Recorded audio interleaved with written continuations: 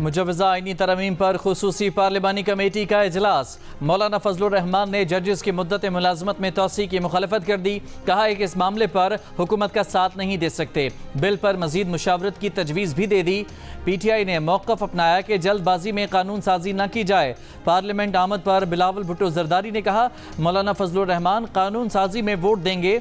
काबीना, कौमी असम्बली और सेनेट के इजलास मुलतवी। कौमी असम्बली और सेनेट के इजलास आज दोपहर 12:30 बजे होंगे। काबीना इजलास भी आज तक मुलतवी कर दिया गया।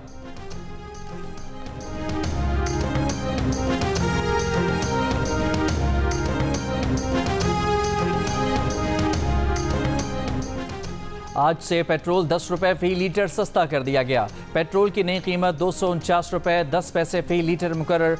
वज़ीर-ए-आज़म ने पेट्रोलियम मसनूआत की कीमतों में कमी की मंजूरी दे दी। डीजल की कीमत में 13 रुपये 6 पैसे फ़ी लीटर कमी। डीजल की नई कीमत 249 रुपये 69 पैसे फ़ी लीटर मुकर्रर। लाइट डीजल ऑयल की कीमत 12 रुपये 12 पैसे कमी के बाद 141 रुपये 93 पैसे फ़ी लीटर मुकर्रर कर दी गई। मिट्टी के तेल में 11 रुपये 15 पैसे फ़ी लीटर की कमी का ऐलान। मिट्टी के तेल की नई कीमत 158 रुपये 47 पैसे फ़ी लीटर मुकर्रर। वज़ारत ख़जाना का नोटिफिकेशन जारी। इतवार की रात पार्लियामान की खुसूसी कमेटी क़वायद व ज़वाबित और निज़ाम कार का इजलास बेनतीजा ख़त्म। इजलास के बाद गुफ्तगू में वज़ीर कानून आज़म नज़ीर दारर ने कहा, बिलावल भुट्टो और मौलाना फजलुर रहमान कुछ चीज़ों पर इत्तफ़ाक़ राय कर रहे हैं। इत्तफ़ाक़ राय के बाद आगे का लाएअमल तय होगा। नंबर ज़रूर पूरे होंगे। वज़ीर दिफा ख्वाजा आसिफ ने कहा कि लगता है नंबर्स पूरे हुए नहीं, इसलिए इजलास मुलतवी किया गया। बोले, मौलाना फजलुर रहमान ने हमें सपोर्ट नहीं किया। इससे कबल ख्वाजा आसिफ ने दावा किया था कि नंबर्स हुकूमत के हक में हैं। नंबर गेम क्लोज है, हुकूमत के फेवर में है। उन्होंने कहा कि आज़ाद उम्मीदवारों से भी राब्ते किए हैं। आज़ाद उम्मीदवारों में से कुछ लोग ऑन बोर्ड भी होंगे। उनकी मालूमात के मुताबिक अपोजिशन को आईनी इस्लाहात और तरमीम पर नहीं, इसकी टाइमिंग पर एतराज़ है।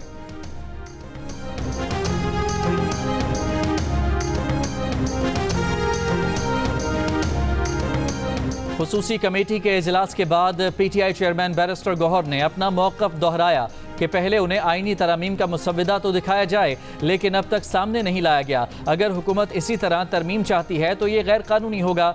हमने किसी चीज़ पर इत्तफ़ाक़ राय नहीं किया। PTI रहनुमा शिबली फराज ने कहा, आईनी तरमीम मंजूर करवाने के लिए हुकूमत की कोई तैयारी नहीं थी।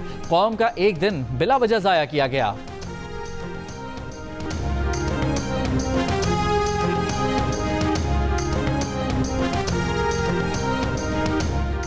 पीपल्स पार्टी के चेयरमैन बिलावल भुट्टो जरदारी ने कहा है कि मौलाना फजलुर रहमान की कोशिश है कि आईनी तरमीम पर मुत्तफ़िक़ा फैसला हो। असम्बली का माहौल ख़राब था, हम इसे बेहतर बना रहे थे, मगर 2 रोज़ पहले एक सियासी जमात के कायद ने हमारी अदलिया और आर्मी चीफ पर हमला किया। ना उस पार्टी ने बयान वापस लिया, ना पीछे हटे। हमारी कोशिश है कि तरमीम अक्सरियत की इत्तफ़ाक़ राय से लाई जाए। एक दिन इंतज़ार कर लिया जाए तो कोई इतनी बड़ी बात नहीं।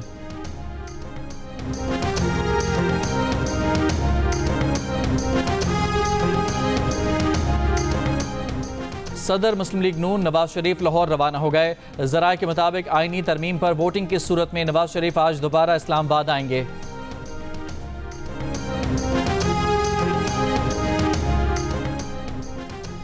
रात गए मौलाना फजलुर रहमान की रिहाइश गाह पर अहम सियासी शख्सियात की आमद। साबिक वज़ीर आज़म शाहिद खाकान अब्बासी, मिफ्ता इस्माइल, वज़ीर आला बलोचिस्तान सरफराज बुगटी, साबिक निगरान वज़ीर आज़म अनवारुल हक काकड़ की भी मौलाना के घर आमद। मुजव्वज़ा आईनी तरमीम पर गुफ्तगू। कम से कम एक महीना तो चाहिए। तब तक तो काजी फायद सारे रिटायर हो जाएंगे, तो होने दो, क्या फर्क पड़ता है। आते जाते हैं। आज कमेटी में मसवदा जी तो आपने आते जाते क्या बात की? मैंने कहा जजेस तो आते जाते हैं, क्या फर्क पड़ता है। JUIF के रहनुमा अब्दुल गफूर हैदरी ने कहा है कि आईनी तरमीम का मुसव्वदा पढ़ने के लिए कम अज़ कम 1 महीना चाहिए। सहाफ़ी ने सवाल किया कि तब तक तो काजी फायज़ ईसा रिटायर हो जाएंगे। अब्दुल गफूर हैदरी ने जवाब दिया, तो होने दो, क्या फ़र्क पड़ता है, जजेस आते जाते रहते हैं।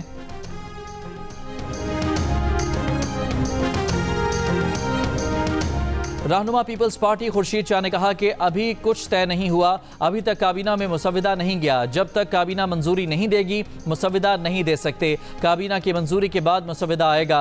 रहनुमा MQM फारूक सत्तार ने कहा कि आईनी और सियासी इस्लाहात होनी चाहिए, मौजूदा आइन बहुत सारी बातों का हल नहीं दे पा रहा। मुस्लिम लीग ज़िया के रहनुमा एजाजुल हक ने कहा कोई चीज़ किसी पर मुसल्लत नहीं की जा सकती, जिन चीज़ों पर इत्तफाक राय होगा उन्हीं पर काम होगा।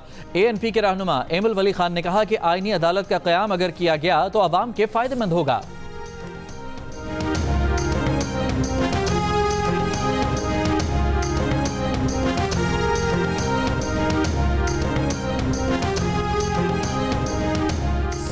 सरबराह BNP अख्तर मेंगल ने कहा कि जब तक तमाम सियासी जमातें मुत्तफ़िक़ हो जाएं तो फिर तरमीम लाई जाएं। हुकूमत की जल्दबाजी समझ से बालतर है। क्या ये जमहूरियत है कि अरकान को कमरों में बंद करके वफूद मुलाकातें कर रहे हैं? आईनी तरमीम कोई इमरजेंसी तो नहीं, तमाम सियासी जमातों को मुसव्वदे की कॉपी दी जाए, ये खुफिया डॉक्यूमेंट तो नहीं, हमें मुसव्वदा तो दें, हमें मालूम ही नहीं कि क्या ला रहे हैं। हुकूमत से मुसव्वदा और लापता अफराद की रिहाई की बात की है।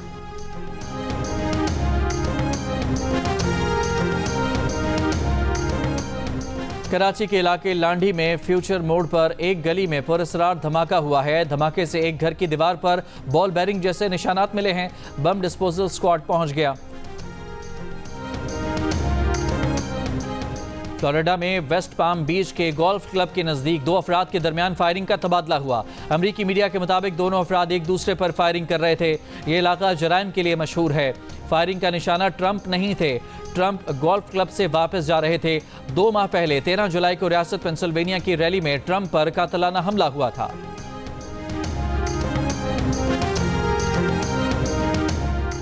मकबूजा कश्मीर में हुर्रियत पसंदों की हाईटेक हिकमत अमली ने भारतीय फौज को नाकों चने चबवा दिए। बरतानवी अखबार की रिपोर्ट के मुताबिक हुर्रियत पसंदों की कामयाब कार्रवाइयों ने मकबूजा वादी में मोदी के अमन के दावों की नफी कर दी। जदीद तकनीक पर मुश्तमिल हमलों की नई लहर पर काबू पाने के लिए भारतीय फौज और एजेंसियों की दौड़ें लग गई। मकबूजा वादी में एक दिहाई बाद रवा हफ्ते होने वाले इलाकाई इंतखाबात के लिए मोदी की जमात ने मकबूजा वादी को सयाहती मकाम बनाने का मंशूर दिया था। ताहम हमलों की हालिया लहर ने साबित कर दिया कि मकबूजा कश्मीर अब भी दुनिया के सबसे ज्यादा फौजी तसल्लुत रखने वाले इलाकों में से एक है।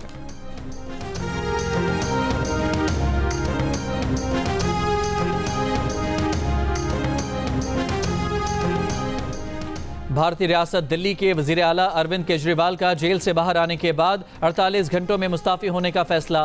रियासती इंतखाबात फरवरी के बजाय नवंबर में कराने का मुतालबा कर दिया। करप्शन इल्जामात पर मार्च में गिरफ्तार होने वाले अरविंद केजरीवाल को जुमे को सुप्रीम कोर्ट से जमानत पर रिहा किया गया है। यमन से हौसी ग्रुप का इसराइल पर बैलिस्टिक मिसाइल का हमला। इसराइली दिफाई निज़ाम मिसाइल रोकने में नाकाम रहा। बैलिस्टिक मिसाइल वस्ती इसराइल के मैदानी इलाके में आकर गिरा। तर्जुमान हौसी ग्रुप के मुताबिक हाइपरसोनिक बैलिस्टिक मिसाइल ने 11.5 मिनट में 1270 मील दूर इसराइल को निशाना बनाया। इसराइली वज़ीर आज़म नेतन्याहू की हौसी ग्रुप को भारी नुकसान उठाने की धमकी। इसराइली फौज की गजा में बमबारी। कल से अब तक मजीद 30 से ज़्यादा फ़लस्तीनी शहीद।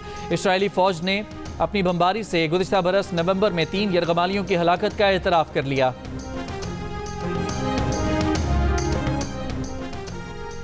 गजा में इसराइली मजालिम के खिलाफ बरतानिया में मुजाहिरा। लंदन में हज़ारों अफराद की एहतजाजी रैली। फ़लस्तीन हामी मुजाहिरीन का गजा शोहदा से इजहार यकजहती।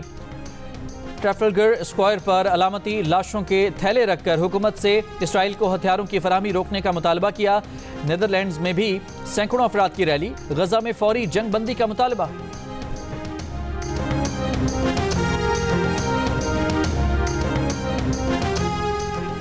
कैथोलिक मसीहियों ने रूहानी पेशवा पोप फ्रांसिस का एक बार फिर गजा में जंग बंदी का मुतालबा।